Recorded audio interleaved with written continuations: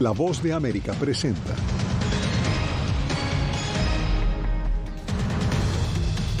Estados Unidos anuncia que más sanciones vienen en camino contra funcionarios guatemaltecos. En el país se agrava la crisis política. Agencias humanitarias de la ONU se oponen a zonas seguras, exigen cese al fuego para acordar liberación de rehenes israelíes y presos de Hamás. En Chicago denuncian que migrantes indocumentados están impactando el mercado laboral. Y bajo la administración de Daniel Ortega, periodistas nicaragüenses reciben entrenamiento ruso.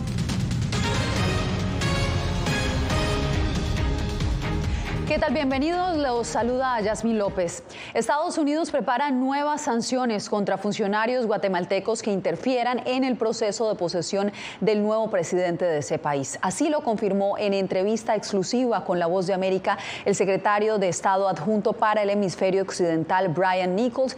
El anuncio se conoce tras el agravamiento de la crisis social y política en Guatemala. Jorge Agobián, ¿qué te dijo exactamente el funcionario de la diplomacia estadounidense? Yasmín mostró una gran preocupación por el deterioro de las instituciones democráticas en Guatemala, pero también la determinación que tiene el gobierno de Estados Unidos para imponer sanciones inminentes a funcionarios que señalan de tratar de obstaculizar ese proceso de transición democrática de poder en el país. Nichols también nos adelantó que tienen identificados a los posibles sancionados. ¿Nos podría decir? No voy a decir quiénes, pero sí estamos alistando. Los que intenten impedir la transición democrática en Guatemala debieran de cesar esas acciones y no solamente los Estados Unidos, sino la comunidad internacional ha condenado esas acciones y van a haber más condenas si no retroceden en esto. Bernardo Arévalo va a tomar posesión como el presidente del país y los ataques a su partido. Hay que destacar, a finales de octubre ya la Casa Blanca había impuesto restricciones de viaje a más de una decena de funcionarios guatemaltecos acusados por Washington de socavar la democracia en ese país. Entre ellos estaba la fiscal general de Guatemala, Consuelo Porras, quien supuestamente estaría detrás de los intentos para que el presidente electo Arévalo no llegue al poder. Jorge, gracias. Y es que la tensión política se reavivó en las últimas horas luego de que la Fiscalía pidiera la remoción de la inmunidad de investigación sobre el presidente electo de Guatemala y también sobre la vicepresidenta. Hacemos contacto en vivo con nuestra corresponsal en ese país, Eugenia Sagastume. Eugenia, ¿qué ha sucedido en las últimas horas? Cuéntanos. Yasmín, en primer lugar se realizaron 27 allanamientos esta mañana en contra de múltiples personas, pero entre ellas miembros del partido Movimiento Semilla, que es el partido del presidente electo Bernardo Arévalo.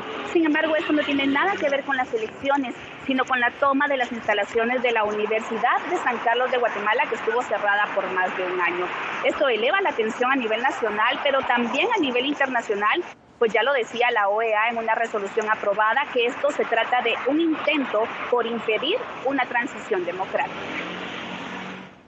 Las alarmas vuelven a encenderse en Guatemala tras el anuncio de solicitudes de retiro de antejuicio contra el presidente electo Bernardo Arévalo, la vicepresidenta electa Karin Herrera y otros 2 diputados electos por el partido Movimiento Semilla. El objetivo sería vincularlos como parte de un caso relacionado con la toma de la Universidad de San Carlos, que estuvo cerrada por más de un año. Hay una línea de tiempo en la cual la universidad es un botín político, pero van surgiendo ciertos actores políticos más importantes en la toma de la Universidad de San Carlos de Guatemala. Y a eso nos referimos al señor Bernardo Arévalo de León.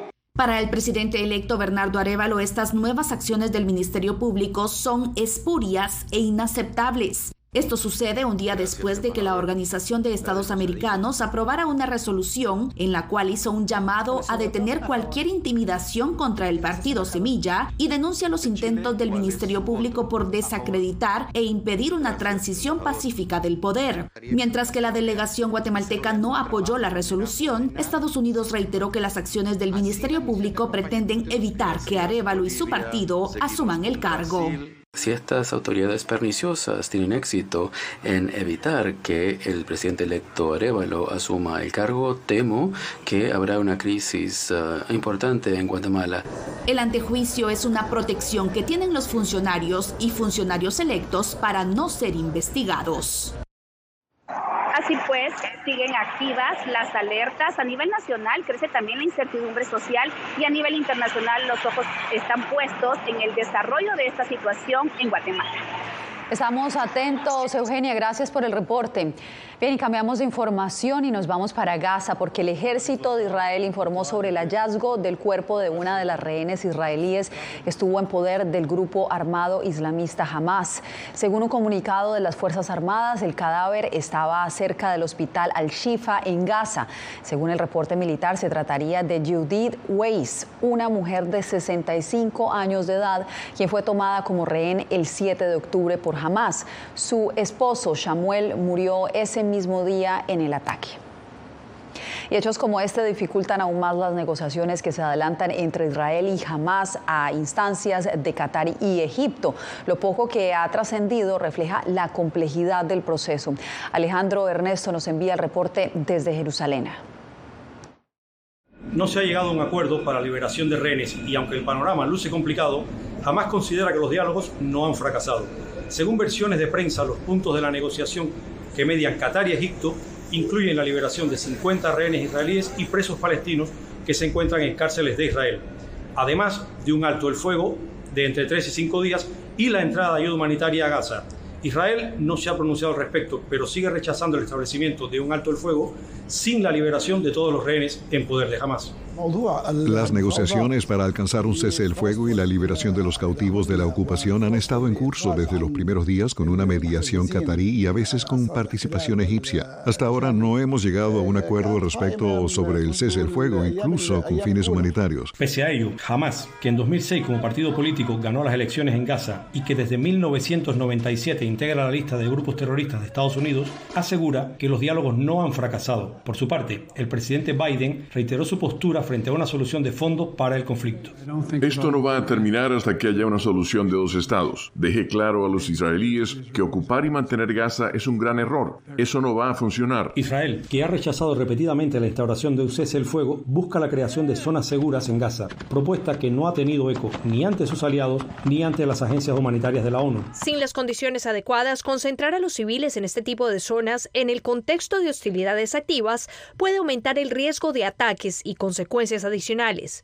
Ninguna zona segura es verdaderamente segura cuando es unilateralmente declarada o cuando se hace cumplir ante la presencia de Fuerzas Armadas. Cualquier discusión sobre zonas seguras no puede librar a las partes de su obligación de garantizar un cuidado constante para no impactar a los civiles. Mientras tanto, en Gaza continúan las operaciones militares de Israel. Según su ejército, hallaron armamento tanto en el mar Mediterráneo, cerca de la costa de Gaza, como en hospitales y centros de ayuda protegidos por el derecho internacional humanitario. El hambre en la zona aumenta y organizaciones de derechos humanos incrementan sus alertas de que la carencia de recursos agrava la crisis.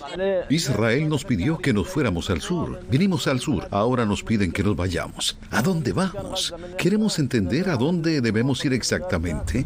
Tras 41 días de conflicto, según el Ministerio de Salud palestino, en Gaza han muerto 11.470 personas, mientras las fuerzas de defensa de Israel mantienen su avanzada militar en el hospital Al-Shifa.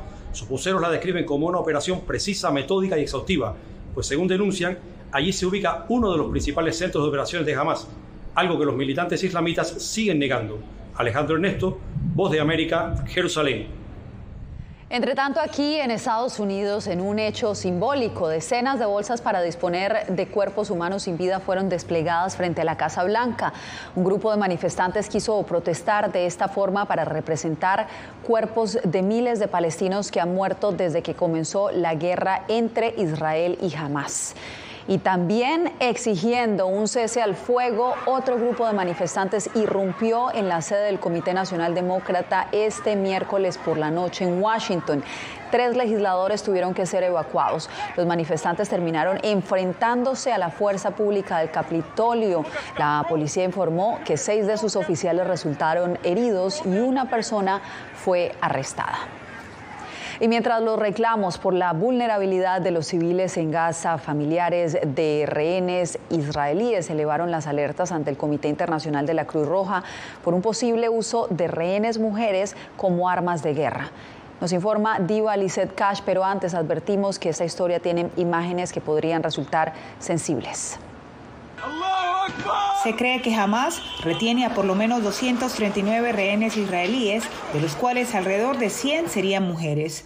Ruma Tarkanshi perdió a su hijo en el ataque y ahora Gali, su hija adolescente, está en el grupo de los secuestrados. Gali tiene 13 años, es una adolescente. Mis mayores pesadillas nocturnas están relacionadas con este tema, la edad de la pubertad, los cambios que están pasando. Está sola allí, no sé qué le hicieron. Expertos y médicos que trabajan con las familias de los rehenes presentaron un informe al Comité Internacional de la Cruz Roja.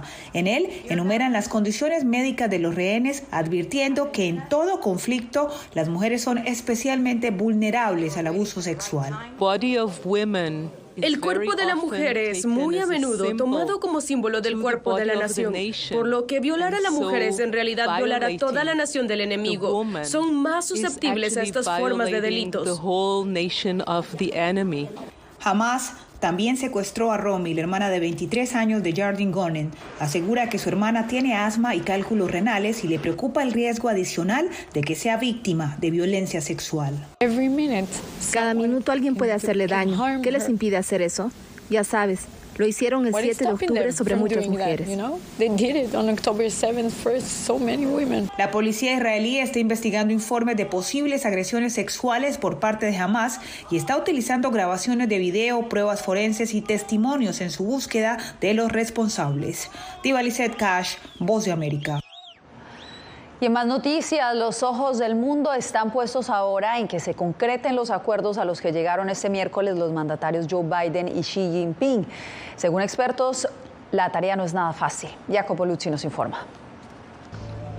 La reunión bilateral en San Francisco entre los presidentes Joe Biden y Xi Jinping fue definida por ambos gobiernos como un progreso para los dos países, después de un amplio periodo de tensiones. Confío, pero lo verifico. Uno de los aspectos más destacados por las partes es la posibilidad de que los equipos militares de ambos países restablezcan comunicaciones, algo que tendrá implicaciones en toda la región pacífica.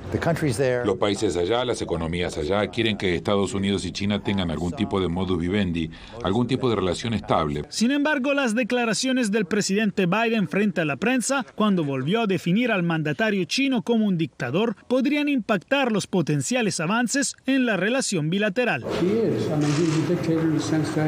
Aún así, los expertos consultados por La Voz de América resaltan la trascendencia del encuentro, incluso para los países más impactados por la crisis del fentanilo. Xi Jinping prometió que China limitará la exportación de los precursores químicos que sirven para producir el fentanilo, algo que podría dificultar el tráfico desde México, según Diego Batisteza, profesor de la Universidad de Carlos III de Madrid. Seguramente atacar desde la base, o sea, los elementos de producción del fentanilo, es una de las puertas que Estados Unidos tiene que tocar para frenar esta crisis. Este viernes, Biden se reunirá también con su par mexicano, Andrés Manuel López Obrador. El fentanilo, la crisis migratoria y la lucha contra el narcotráfico son temas cruciales de las negociaciones, con AMLO que podría pedir a Biden: ayúdame sobre el tema migratorio y yo haré todo lo posible sobre el tema del fentanilo. Jacopo Luzzi, Voz de América. En San Francisco, nuestro colaborador de la agencia de prensa asociada, Philip Crowder, sigue paso a paso el desarrollo de la cumbre del APEC. Nos reporta sobre las expectativas y perspectivas de los acuerdos a los que llegaron los 21 mandatarios de las naciones de la región Asia-Pacífico. Veamos. El evento principal en realidad es este. Miles de delegados, líderes mundiales, directores ejecutivos, la mayoría de ellos han recibido aliviados las conclusiones del encuentro entre el presidente de Estados Unidos, Joe Biden, y el de China, Xi Jinping. Una relación con canales de comunicación en temas cruciales, aseguran los asistentes, al menos ofrece un panorama más atractivo y seguro para expandir el comercio y la cooperación internacional. Biden dijo a los delegados en la fiesta de bienvenida al evento que los desafíos actuales no se parecen a los que han enfrentado otros líderes de la APEC en el pasado. El mandatario resaltó que los desafíos y oportunidades que representan la inteligencia artificial, la obligación de reducir las emisiones de carbono y la necesidad de hacer más efectivas las cadenas de suministro para que sean más resistentes y seguras frente a amenazas como los desastres naturales y las pandemias.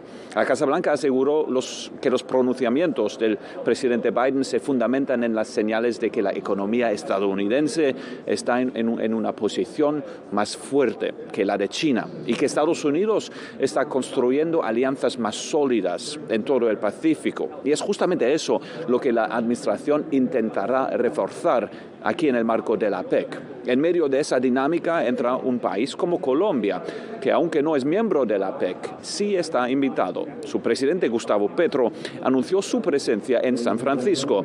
Dice que buscará inscribir a Colombia en las economías del Pacífico. Sin embargo, el grupo no ha aceptado ningún nuevo miembro desde 1998. Desde San Francisco, Philip Crowder de la AP para La Voz de América. El Senado estadounidense evitó temporalmente el cierre del gobierno con una votación de 87 votos a favor y 11 en contra. El acuerdo legislativo extiende la financiación del gobierno federal hasta el 19 de enero del próximo año. En ese momento, la disputa política se retomará entre los legisladores conservadores, quienes exigen sustanciales recortes del gasto público y mayor inversión en seguridad para la frontera entre Estados Unidos y México. Usted no se mueva porque en minutos les contamos cómo Chicago se convierte en campo de batalla salarial entre los migrantes establecidos y los recién llegados.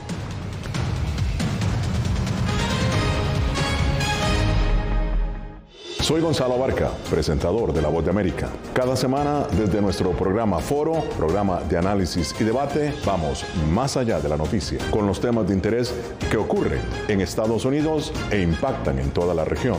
Desde La Voz de América, tengo el privilegio de moderar debates y confrontar ideas diferentes. Así nuestra audiencia se puede formar su libre opinión y tomar sus decisiones bien informadas. Porque en La Voz de América, la prensa libre importa. El crimen organizado asesinaba a los chicos y luego cremaba los cuerpos. Periodismo, la prensa libre importa, una coproducción de La Voz de América y Latina. Así que es complicado hablar acá de libertad de expresión. Disponible en vozdeamerica.com. Soy Diva Lizette Cash, periodista y presentadora de La Voz de América. Ir más allá de la noticia, escuchar las voces de las minorías y de las comunidades más vulnerables para informar sobre sus necesidades y logros es mi pasión. Se ven obligadas. Desde Washington, visibilizar la diversidad étnica de Estados Unidos y de la comunidad hispana es parte de una pasión que compartimos en La Voz de América, donde la prensa libre importa. Que empiecen a callar a periodistas, que empiecen a callar medios. Periodismo, la prensa libre importa. Una producción especial de La Voz de América. Porque al final lo que está en juego no solo medios de comunicación, sino la democracia de un país. Disponible en vozdeamerica.com.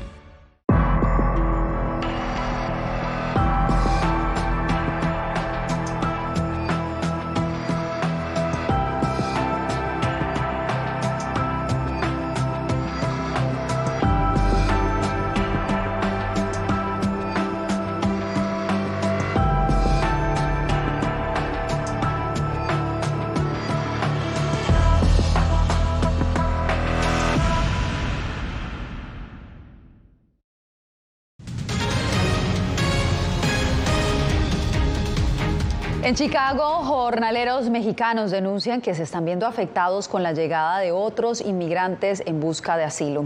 Estos trabajadores informales aseguran que sus salarios han caído hasta un 50%. ¿Por qué? Enrique García Fuentes nos cuenta.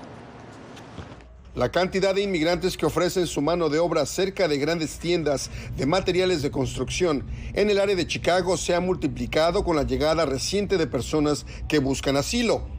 Esto ha generado quejas de quienes llevan más tiempo en la ciudad, principalmente jornaleros mexicanos. Se puso bien difícil. ¿Por qué? De ahora que empezó a llegar toda esta gente aquí, bajó mucho el trabajo. Este jornalero dice entender la necesidad de los recién llegados, pero no entiende por qué, en sus palabras, están bajando tanto el valor de su trabajo. Los patrones que le daban $300, $400 por día, y ya le bajaron a 200. Inmigrantes recién llegados dicen que ellos necesitan también alimentar a sus familias. Y quizá nosotros que recién llegamos cotizamos un poco menos, hasta por $100 podemos trabajar un día laboral. Este empresario dice que la situación beneficia a los que buscan asilo y a los contratistas, pero que siempre habrá gente afectada. En mano de obra que invertías, por decir así, 300, ahora podías invertir 200. Entonces puedes darle al cliente un mejor precio. Los que ya están aquí, pues naturalmente que un corte de salario no ayuda. Estadísticas del gobierno de la ciudad indican que a Chicago han llegado más de 20,000 inmigrantes en busca de asilo. Y eso preocupa a los jornaleros ya existentes porque temen que sus salarios caigan aún más. En Chicago, Enrique García Fuentes, Voz de América. Pasamos a Nicaragua, donde periodistas critican al gobierno de Daniel Ortega por firmar un memorando de entendimiento con la cadena de televisión rusa RT. Donaldo Hernández nos preparó el siguiente informe. Medios de comunicación rusos se encuentran en Nicaragua capacitando a periodistas del gobierno de Daniel Ortega. Aseguran que el propósito es combatir las supuestas noticias falsas. En Nicaragua yo veo, tantas noticias falsas. Además de combatir los supuestos bulos, los rusos quieren posicionar el mensaje del gobierno a través del amplio aparato mediático. Tanto de la radio como de los medios audiovisuales, las cosas digitales, redes sociales. La administración de Daniel Ortega ha denunciado ser víctima de la desinformación de medios occidentales y por esa razón ha firmado alianzas con medios estatales de Rusia y China. Rusia y Nicaragua, siempre unidos y hermanados por más victorias y siempre más allá. Es preocupante porque nos acusan a nosotros de promover desde los medios independientes noticias falsas. El periodista Héctor Rosales, jefe de información del medio independiente Nicaragua Actual, denuncia que la intención del gobierno es invisibilizar la crisis sociopolítica. No quiere que a nivel internacional se sepa qué es lo que verdaderamente ocurre en nuestra Nicaragua. Como sabemos que en Nicaragua no hay periodismo independiente, no hay una prensa independiente y los medios que han quedado están callados, están silenciados. Mientras el gobierno nicaragüense fortalece sus lazos con medios rusos y chinos, 223 periodistas han sido forzados al exilio, según el Observatorio Latinoamericano Voces del Sur. Donaldo Hernández, Voz de América. Como un héroe fue galardonado un joven colombiano de 14 años por las Naciones Unidas. Al volver les contamos su historia.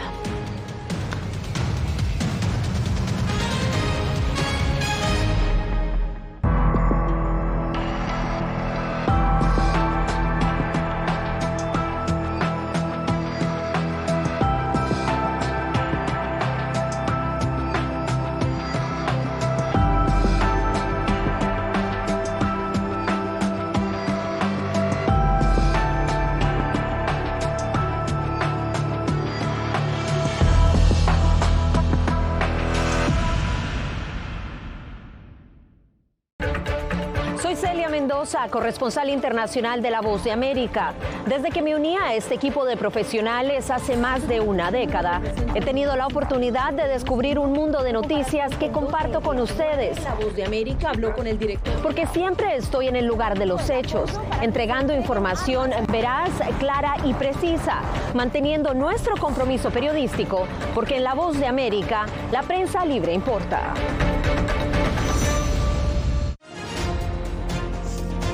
Actualidad. Que la inteligencia artificial va a estar presente en nuestro día a día. Intentan sacarse de encima a trabajadores. Análisis. El cambio climático está teniendo muchísimos impactos. Que afecta siempre a los más vulnerables. La región necesita ayuda. Debate. Proteger a las escuelas con armamentos. Es una total ridícula, es algo inverosímil. Con la información más allá de los titulares. Todas las semanas por La Voz de América. Desde Washington, les saluda Gonzalo Abarca. Hola. Hola, soy Oscar Ortiz Barahona, corresponsal La Voz de América. Ser La Voz de América desde Honduras me permite conectarme con todos ustedes, nuestras audiencias en todos los países del continente, ofreciendo información veraz sobre los temas que más te impactan. Honduras y los Estados Unidos han ejercido labores humanitarias en 40 viviendas. Desde perspectivas humanas y con base en hechos, te informamos para que seas tú quien formes tu propia opinión, porque La Voz de América, la prensa libre, importa.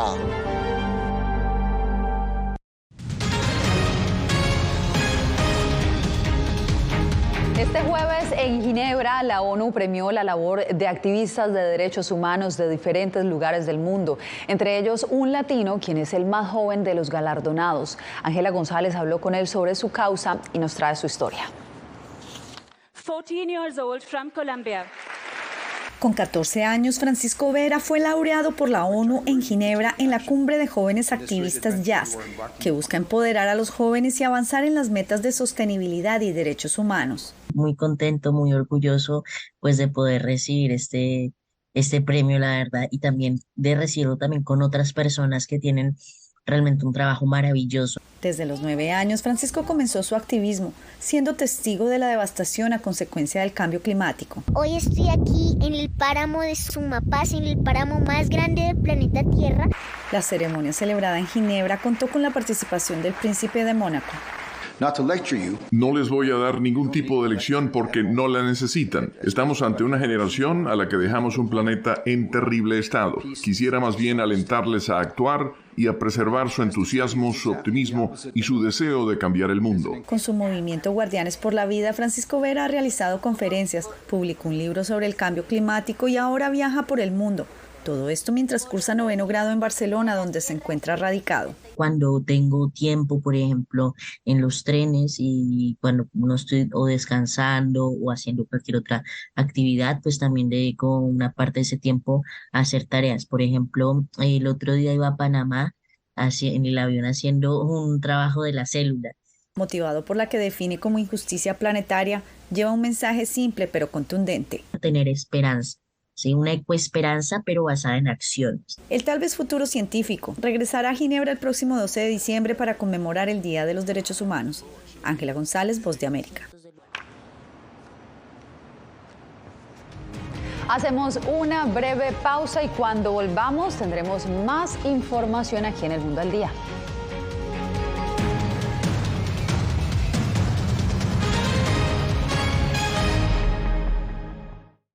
Hola, soy Natalí Salas Guaitero, conductora de La Voz de América. Desde pequeña desarrollé un gran deseo por darle voz a aquellos que son invisibles por una u otra razón. Ya ha sido reforzada. Me enorgullece ser parte de La Voz de América, un equipo en el que la ética y la búsqueda de la verdad siempre son el norte. Desde Washington les informó Natalí Salas Guaitero.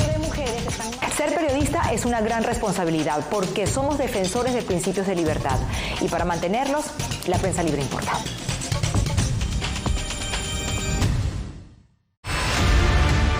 No concibo una democracia sin periodistas. El libreto manda a un conflicto constante con la prensa independiente, con los medios de comunicación. Periodismo, la prensa libre importa. Una coproducción de La Voz de América con nuestras afiliadas en la región. Se ejerció esta profesión con mucho miedo. ¿Cuántos periodistas van muertos ya? Por decir la verdad. Disponible en vozdeamerica.com. Soy Fabiola Chambi, corresponsal de La Voz de América en Bolivia. Retratar la complejidad de mi país para una audiencia internacional le ha dado una nueva perspectiva a mi labor como periodista.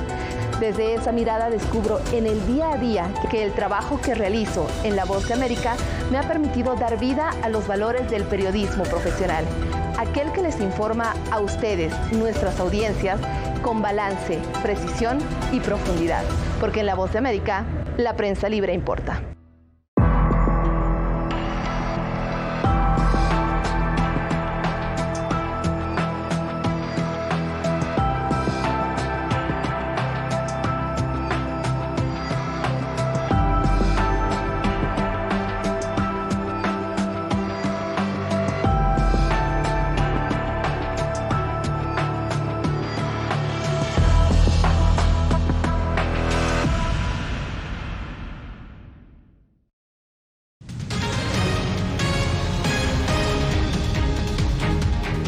La diplomacia china de pandas parece que revivió tras la cumbre de Xi Jinping con el presidente Joe Biden. A una semana de que el Zoológico Nacional de Washington despidiera a su adorable trío de pandas gigantes que regresaron a China, ese país abrió nuevamente la puerta de cooperación que les permitiría enviar a nuevos pandas aquí a Estados Unidos. Durante la cumbre de mandatarios, Xi Jinping aseguró que los pandas gigantes son enviados de amistad entre los pueblos chino y estadounidense. Así que con estas imágenes nos despedimos por hoy. Les informó Yasmín López. Nos vemos en una nueva emisión mañana.